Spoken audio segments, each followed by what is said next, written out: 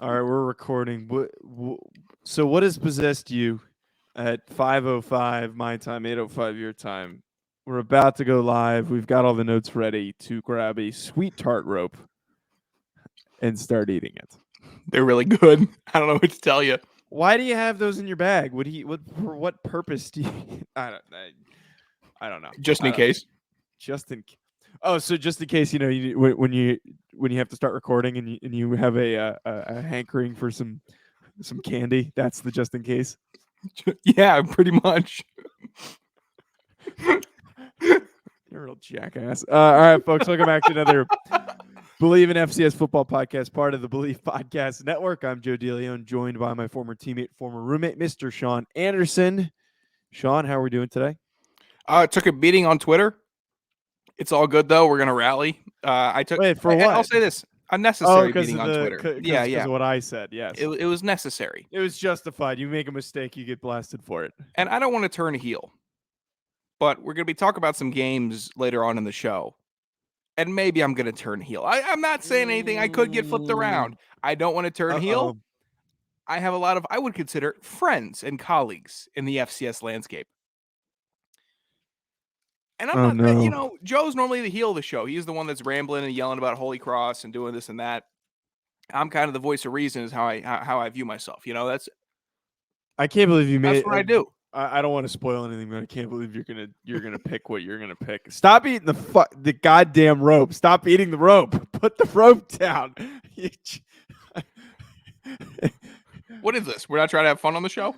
No, I'm just giving you a hard time. Well, so Sean, so you can afford to buy as much sweet tart rope as possible. We know that you're a degenerate gambler, and that's how you're able to afford all this candy. Would you care to talk to our listeners about a really good betting platform? Are you insinuating that I take my betting winnings and then I'm going and I'm talking to the clerk at the 7-Eleven or CVS? I'm saying, hey, I won $5 today. I smashed on the Lakers. Run me up.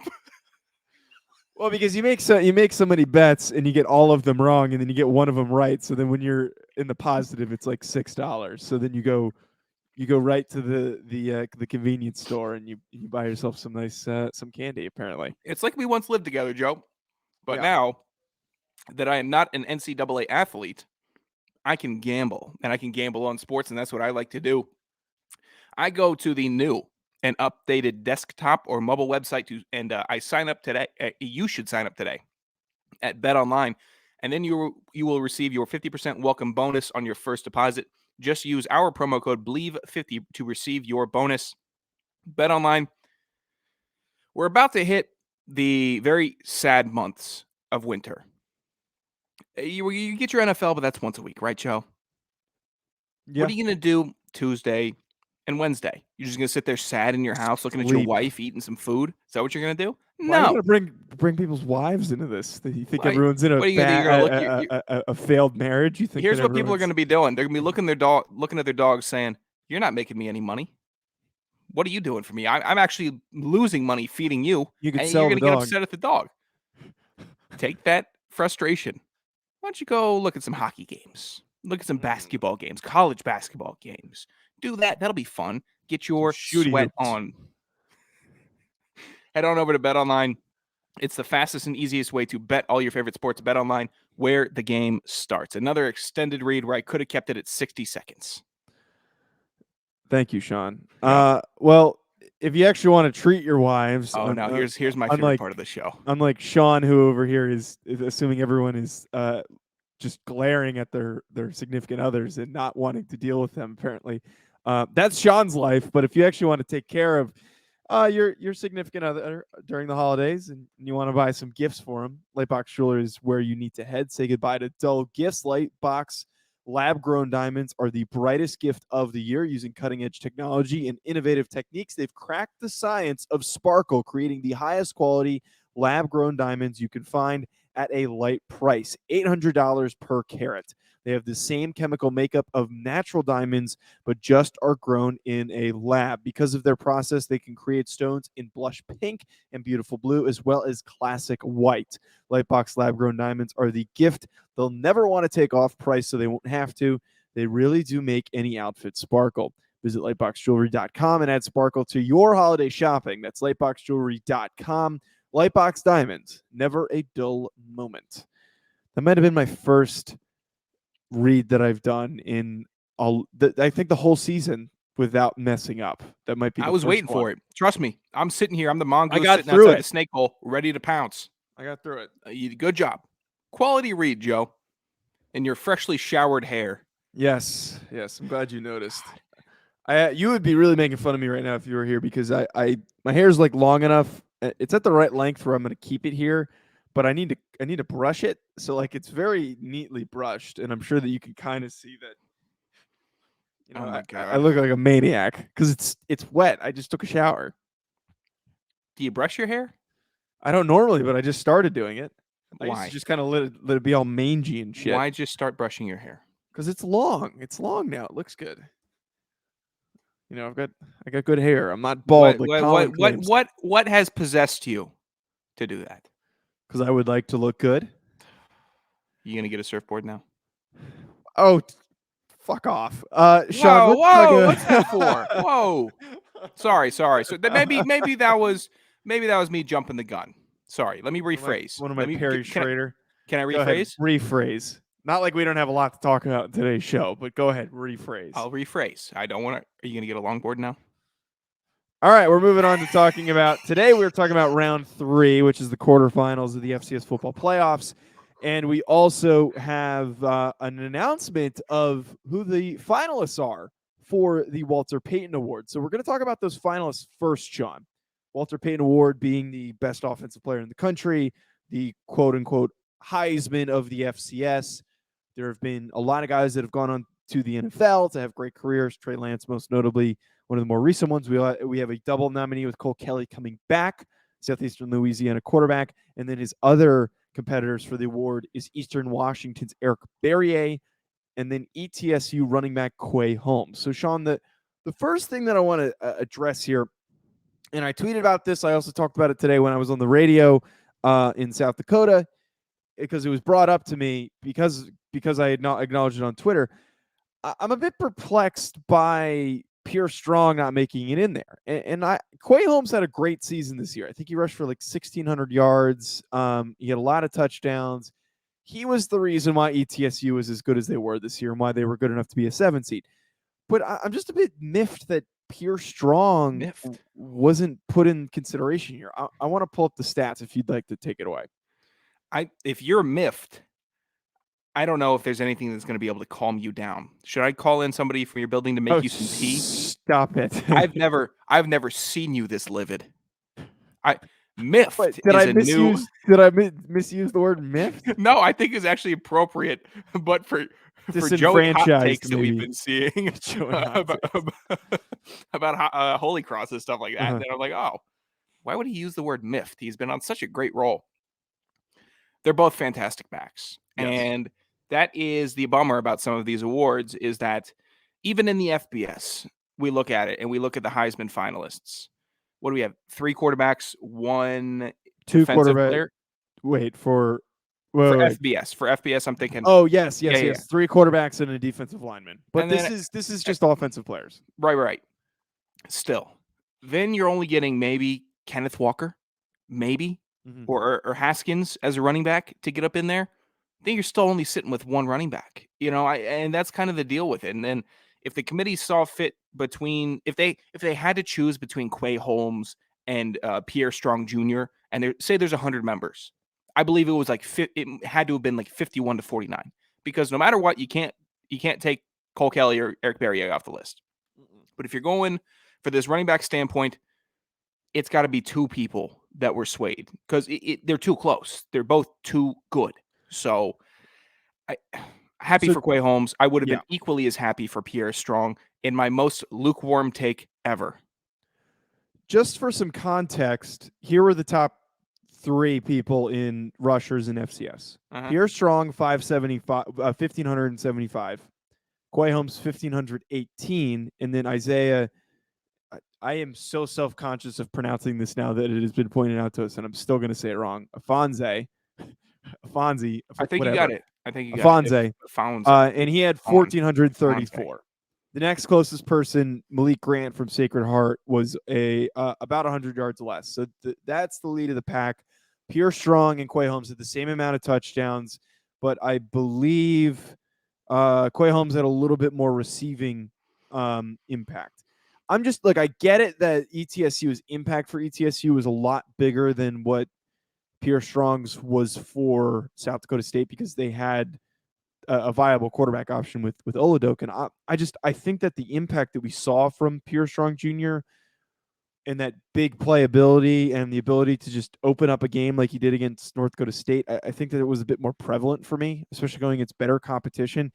And I'm going to say this now, and I can't wait to see Colin comment this because he commented this on every freaking video. Joe thinks Pierre Strong's a first-round running back, but Pierre Strong is going to be a early day 3 drafted running back. Quay Holmes probably not. There's a difference in talent. And look, I much respect to Quay, and I think Quay is fantastic, but I just think that Pierre Strong did a little bit more for me this season in terms of impact. I get that. It's 1A, 1B, and to determine it on the week, either one could be interchanged. That's how it is for me. So I'm going to stay away from this one. I'm going to stay away from it because we don't know who's going to pop at the next level. We don't know. We like James Robinson. We didn't know how he was going to pop that much. There are other FCS running backs that we've liked that we've seen move on that didn't pop. So I still stand by the fact that I think Pierre Strong is going to be next year's James Robinson. I really do. That's fine. I'm fine with it. I don't have the not energy, but I'm not going to argue that with you right now. Because if it's in the class, it's either Pierre Strong or Quay Holmes, and you seem very stuck in your ways almost. So it seems like a futile effort. Okay. Well, it doesn't even matter who the running back is because he's going against 2 absolute behemoths that are going to be no offense to Quay, but it is an uphill battle to go against these dudes to beat one of them out. Talking on Cole Kelly, talking about Eric Berrier. So just a quick rehash of their statistics. 5,124 passing yards, 44 touchdowns for Cole Kelly. He also had 491 rushing yards and 16 rushing touchdowns. Quick maths indicate that is 60 total touchdowns on the season for Cole Kelly. And then for Eric Berrier, 5,070, so less passing yards, more passing touchdowns, 46. He also rushed for 222 rushing yards and 4 touchdowns.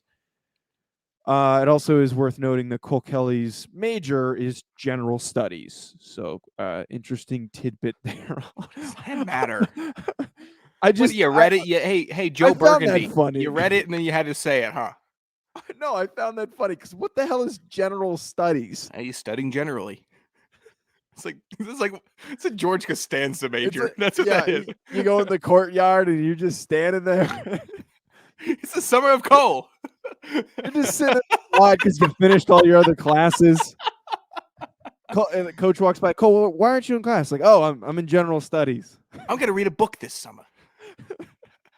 Just got to read one book the whole. Gonna start semester. A hobby. Well, he's been in college for 8 years, so how much more could you learn? Here's where I'm at, Sean. I have to give this to Cole Kelly. Oh, he has significantly more rushing touchdowns. Like, it's not even close. He's got more passing yards. He's got 2 less passing touchdowns. But the big thing for me, and if you had asked me who was going to win this award midway through the season, I would have said Eric Berrier without a question. But Eric Berrier dropped off a little bit. He had a couple weak performances. His peak was so high, though. I know, peak was so it is naturally that he's going to drop off. He wasn't on fat stats but all the time because he was consistently consistency. throwing 330 yards. I'm not going to cut. I'm not cutting you off, but I have to say this. Okay. If I'm making this decision here, it has to be on strength of schedule because neither of them are on to the next round. So you're looking at it, you say, okay, they both have just about the same amount of passing yards, passing touchdowns.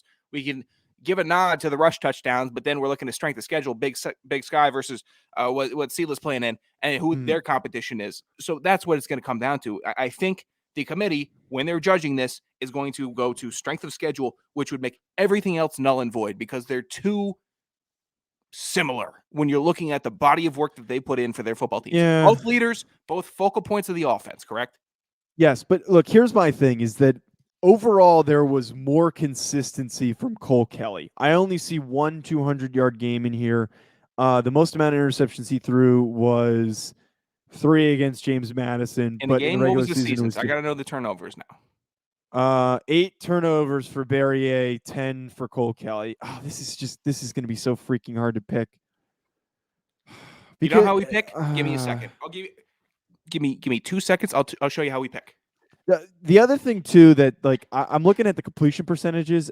I don't even go under 60% for Cole Kelly. I have a couple 50% games for Barrier. I just think that those 16 rushing touchdowns are a significant enough number that you have to pick them. They are, but that's how their offense operates, where it's a lot of quarterback runs. Here's how we pick. Okay. Heads, Cole Kelly. Tails, Eric Barrier. What is this bit? Okay. This is how you can pick. I'm picking Cole Kelly. I'm picking Cole Kelly. Okay. Suck boy. Right. Excuse me? What is in the air? I called you a suck boy. What is a suck boy? What? You weren't in the offensive line room. Sorry. Tails. So who won? Eric Barrier. What did you forget too? I thought you remember. I was Kelly, Tails, Eric Barrier. Yeah. Okay. Tails, Barrier. Well, that's the level of intelligence and analysis that we provide you. Some jackass this past week commented that we're not funny and just stick to the football talk. But like, we don't know what we're talking about football wise. So what the hell are you talking about? This isn't a show if we're not just dicking around the whole time. I don't. Yeah. What do you mean? Hey, I was like, why are you watching this then? We're not on. We could. Okay, we got a lot of show to do. We still got to get to the games. Yes. But if I could clear this up, Joe. If we did a show where we just watched tape and analyzed it, we could do that in our sleep. It's not difficult. Yeah. It's not difficult for us. I spent 4 years in the offensive line room. Joe spent, well, he didn't go to many meetings, but he understands the game of football very well. So he's watched a ton of tape. So the analysis is not what you're coming here for.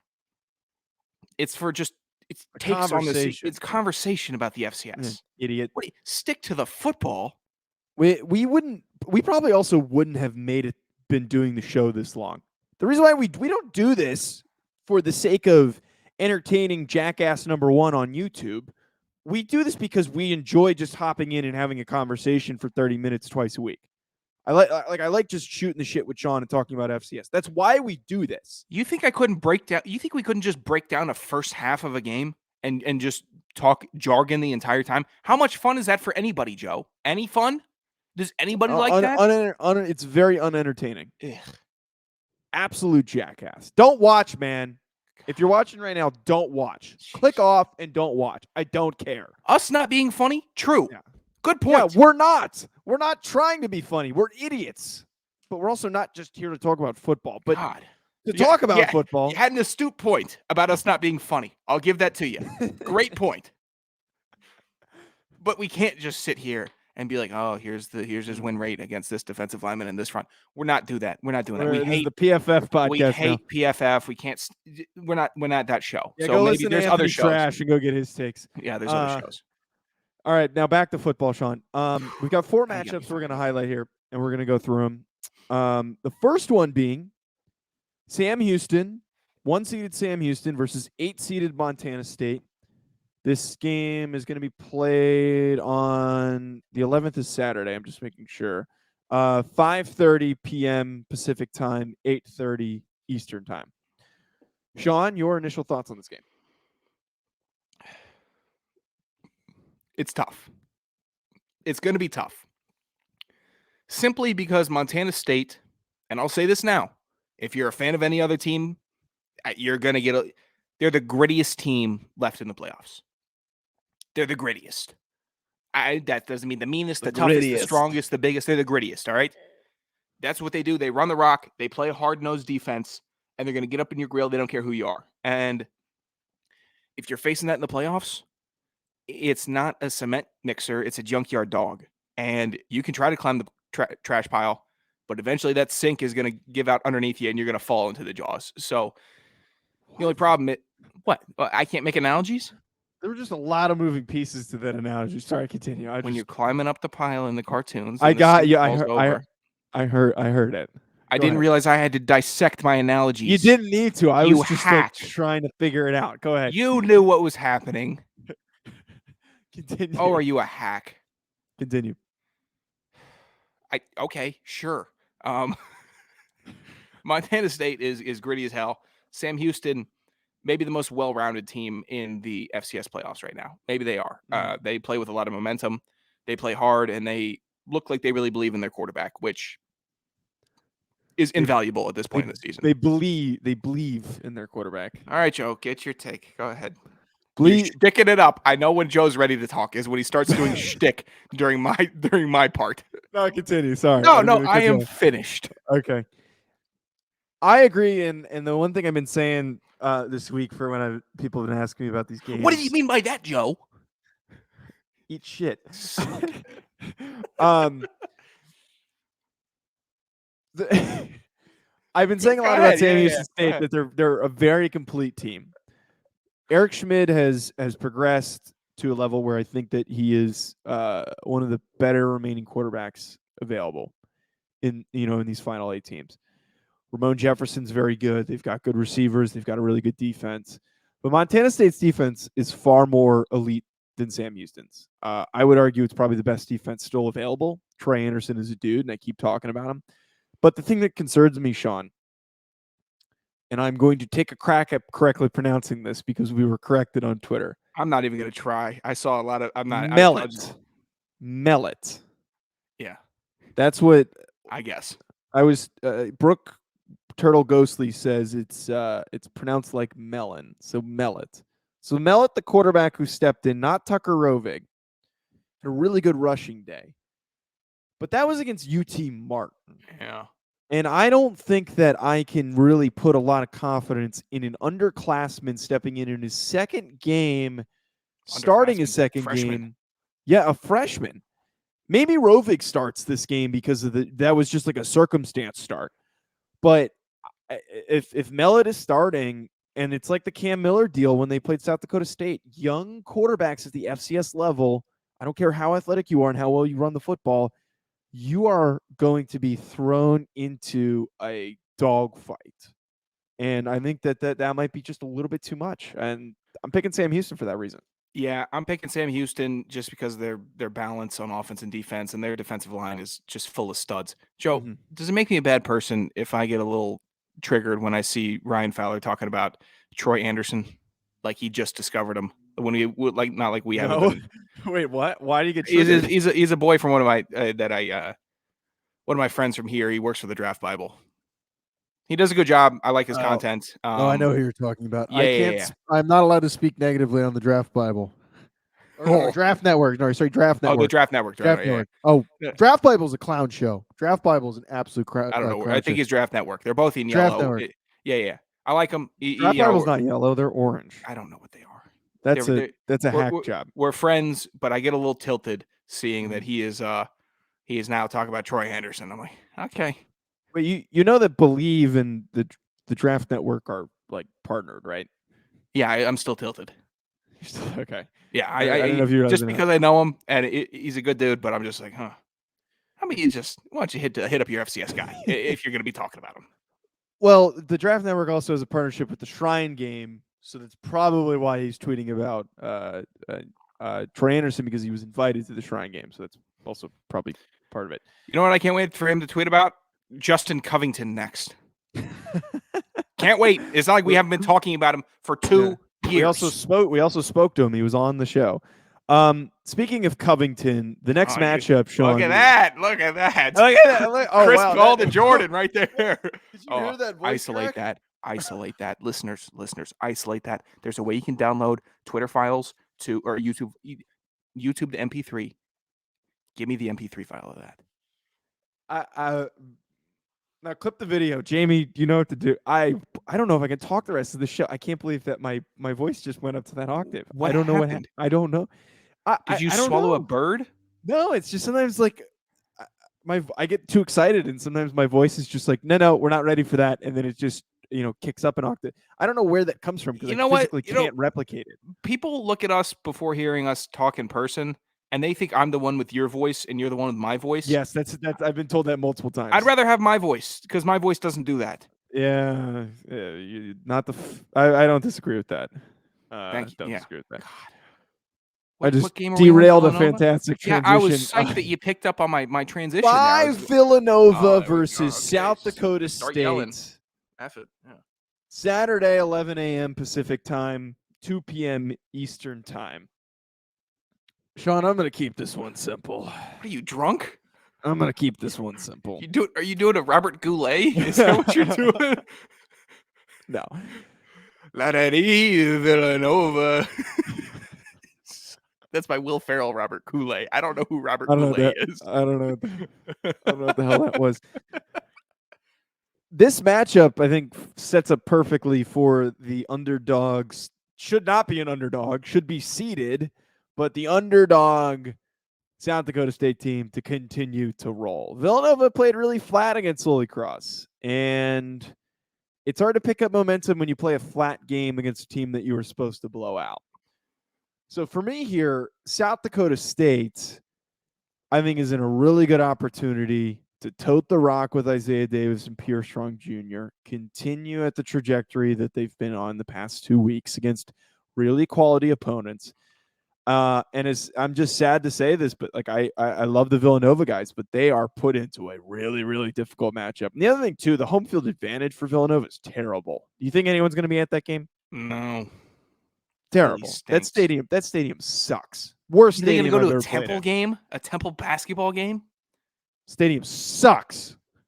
Do they have a track I around hate their that stadium? locker I was actually never there. They did. Oh, you've never been there? No, I was redshirted, and then the next time we went, I was injured. I never went. No, we only went there once. We only went there freshman year. No, because we didn't play them. We didn't play them junior, senior year. I thought we played them senior year. They put us in a babble. closet. It was the tiniest locker room that I've ever. Worse than Harvard. We it shared can't be worse than Harvard. It can't be smaller than Harvard. Worse than Harvard. We shared the locker room with the coaches. Oh, one of those games. Oh. You know what I'm talking about. That's some inside. There's inside baseball. That's what we call the fraternity of the players. Yeah.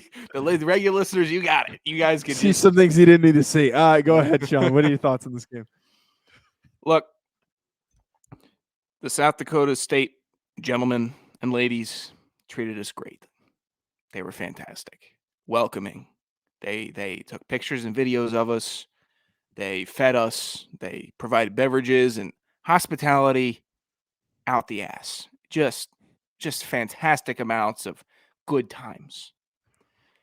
But I can't sit here and watch in the third round my broadcast partner, former CAA teammate Joe DeLeone, pick against the CAA. I can't let him do it. I won't let him do it. I'm taking Villanova. What? You're picking it off of that premise? That doesn't make me. I'm picking it off that premise. I'm not turning heel at all. I see a better football team. If Villanova you blew out Holy were Cross, already the heel. Now you're differently. becoming the baby face. No, I'm the heel now. No. That's not even how the heels do it. They just say what they're supposed to do, and they're not supposed to break the fourth wall. But guess what, Joe? You can't pick them up a bit. So now I have to break the fourth wall and explicitly say I am the heel. So you pissed everybody off on Twitter on Tuesday, and now you're going to piss everybody off on Twitter on Thursday. Sure. Because of another bad take. Yeah. Terrible. And you know what? Terrible.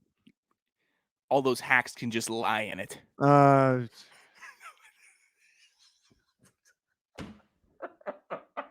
I just killed a bug. There's bug all over my hand now. Oh. I'm going to have to clean that up later. If I had balls, I wouldn't say I'm just kidding about that. I don't. So it's just, all right. We understand I'm doing a bit for the show. I'm still taking Villanova, though. I trust in their offense. I trust that they have they're ready to take the next step. They see JMU's leaving. They say, who's going to start running it? Rhode Island. Oh, I'm sure. Rhode Island. I don't get why last week all the Holy Cross fans were like trying to take digs at me for playing it. This year's Rhode Island team would have beaten Holy Cross. Yeah. Don't at me Also- on that one, also, bozos. We knew the record that we were. Okay, we've never said anything We were differently. bad. We were very bad. we North ever said Dakota we were- State ETSU, Sean. We're moving on. Yeah, perfect. Bozo. You got places to be. I do have places to be, and you know that I have places to be. We're on a tight schedule, Sean. All right, so let's move 9 fast. a.m. Pacific time. I'm gonna wake up early for this one. You won't.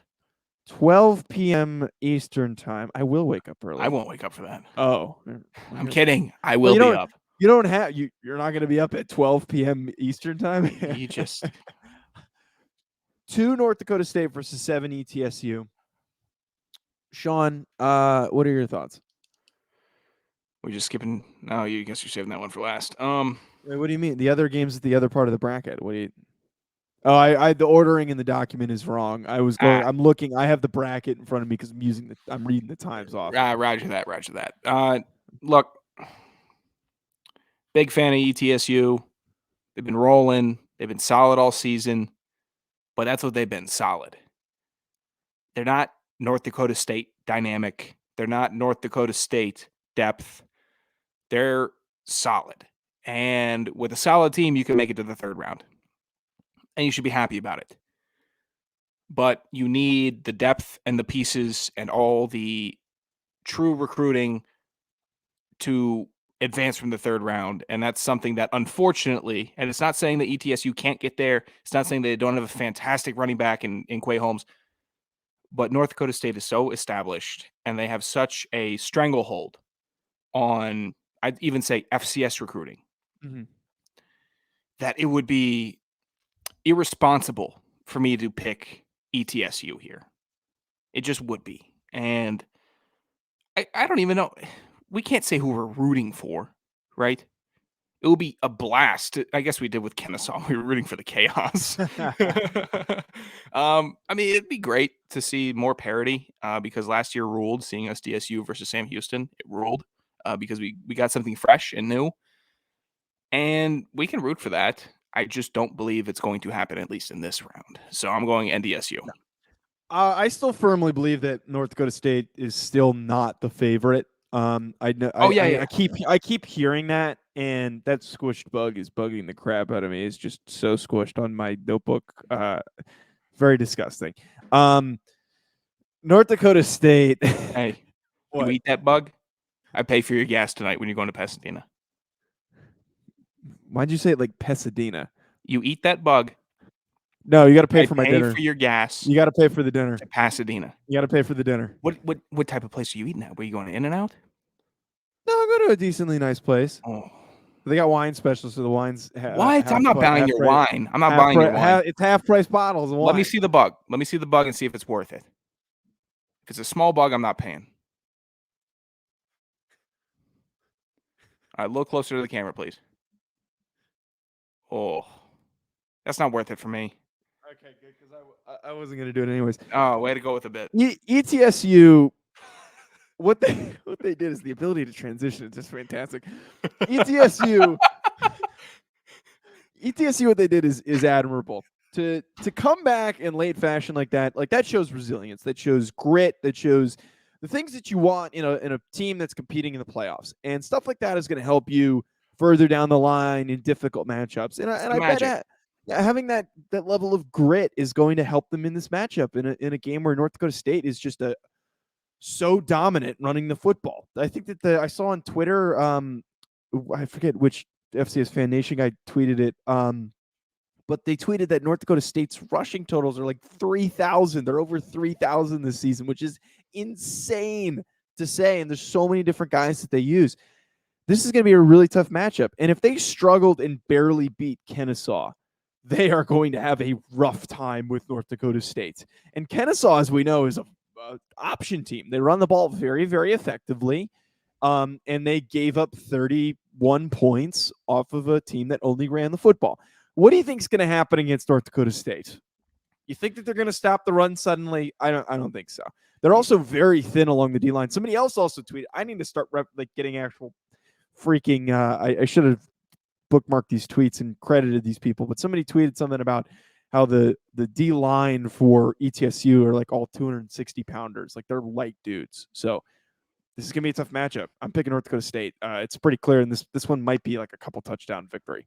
Now, if the over 3,000 was actually over 9,000, would that change your mind? What? Dragon Ball Z reference. Air brakes. I don't. I've never seen Dragon Ball Z. Next game. You've never seen it. It's over 9,000. So you pick North Dakota State. Yeah. You got anything else to throw in? Don't make anime references. You think I'm gonna freaking? It's like a meme reference. I thought you were like a meme guy. Joe said he started a meme page, and then he didn't want anybody that to was during find quarantine. it, but he wouldn't tell anybody what it was. And then me and Jake Fire tried to find it, and then Joe was so happy to say, "Oh, you never found it."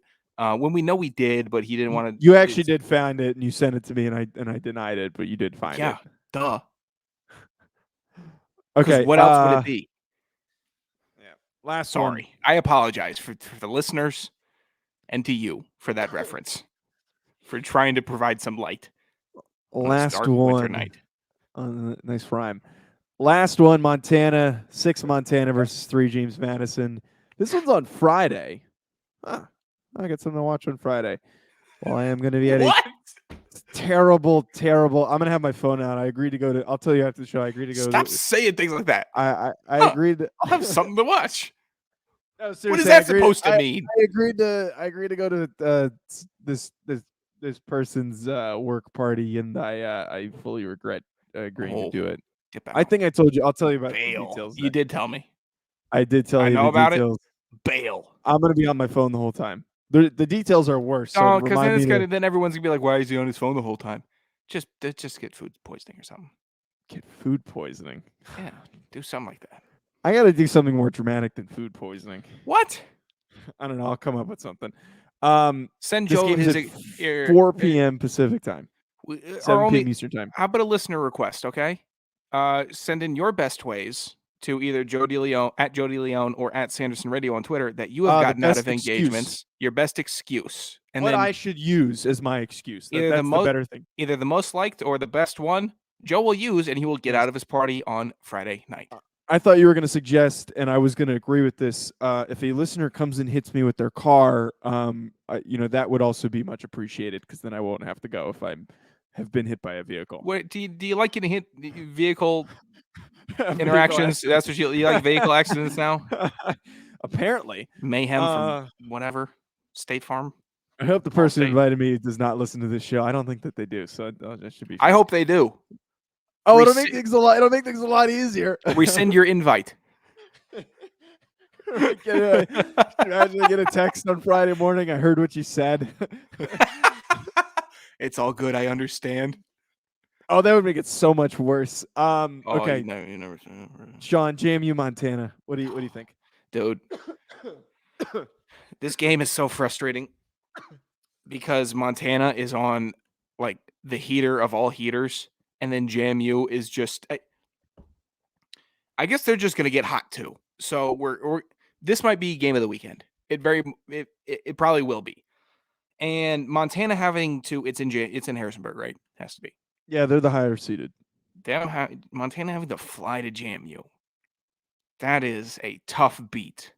And I like that they have to fly to JMU. And it's not all neutral site, all playoffs. It's neutral site when you get to Frisco. That's how it should be. That's just a mini jag. JMU is just firing on all cylinders. Montana is too, but I think JMU has the athletes. And here we go. Joe's tapping out. Montana has athletes, and they got good hard-nosed players, and they fly to the ball. Montana will fly to the ball. I'll give them that. JMU's got the athletes though. And they are mad at the CAA and they're pissed. So they're playing for something. Their basketball team just beat UVA and their students were pissed. They charged the court. The whole. A lot of people are mad at the CAA for being proud of that victory, which they shouldn't be. They shouldn't be. The whole campus pissed at the CAA, which is fine with me because But maybe it's not. I don't know. JMU. What do we root? We're JMU. I don't know. 2 for 2 there. Nice yawn. Thanks. Joe's turn to talk now. Go ahead. You got it. No, it's been a long day. JMU is good to playing keep for something, talking. is what I'm saying. JMU You're is good to playing keep for talking. something. Sorry, I look at. I'm sure you won't 5:30 yawn today. ever at your dinner. I made the mistake. I keep thinking that I'm like built to wake up at 5 a.m. still and go to the gym before work, and I'm not doing it anymore. I'm Why going would at you? night. I'm done doing it because I feel like crap the whole day because I'm tired, and then I like pass out at 9. I hate it. It sucks. And I also start work late. Whatever. This game, I think, though, Sean, is probably the best matchup that we have. Oh, sounds Because familiar. both these teams threw up so much offensive production. And you threw up so much in the South Dakota State trash can. I did. Chad and Brendan were there to witness it. Sorry, just trying to go babyface again. I already went heel too hard this episode. Yeah. This is a really good matchup, though, because of how well they played last week. They are riding a wave of offensive production. Probably the hardest one for me to predict who I think is going to be the winner. Montana has, I think, the better defense than JMU. Oh, it's close, But dude. It's close. JMU's D-line is raw. JMU has the deeper, more explosive offense than Montana. Okay. So with that being said, I'm narrowly picking JMU to win this one. I got a little bit more confidence in their quarterback situation, especially because Cole Johnson is on a heater. He's looking pretty good over these past couple games. So I'm going with JMU in this one. What are you doing? It's like it sounded like there was a train outside. I can kind of hear a train. It's a bus. Big ass bus. Zip it. All right, you got any final thoughts on this game before we wrap this up? I had one. No, I was just gonna throw you under the bus. Enjoy the FCS football because it's gonna be gone soon, and then we're gonna be moving on to the offseason. What are you doing?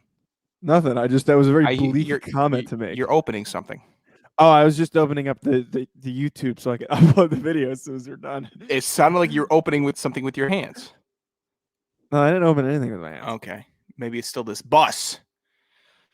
Enjoy the FCS playoffs, no matter who you root for, because it's going to be gone for a little bit. And then we get to talk about the draft, and we get to talk about players going into the NFL or wherever else. And that'll be fun, but this is what we waited for all season. And then all the listeners that stuck with us through the regular season, and then especially the listeners that stuck through last season during that fall and that spring. Take your victory lap this week. What? Why are you like doing like closing remarks when we've got? I'm trying to say something nice to the listeners. What do you want to say? Drive nice. 3 more. Drive safely. We've got 3 more. This is the pocket, Joe. This is the pocket where it's the best. This is the pocket. We're in it because there's still a lot of games. Let's talk about this after the national championship. No. Say our thank yous after the national championship. What? No. This is when FCS football is the best. Right now. It is, but I don't know why you're giving your thank yous. Because you need to soak it in as a listener. What are you looking forward to? What are you looking forward to? I'm looking forward to watching football this weekend. I'm not thinking about the season being over. There's still 3 more rounds left. Soak it in. God, I hate you. Drive what safe, is wrong everybody. With you? No. Subscribe at Joe DeLeone, at Sanderson Radio. This show stinks.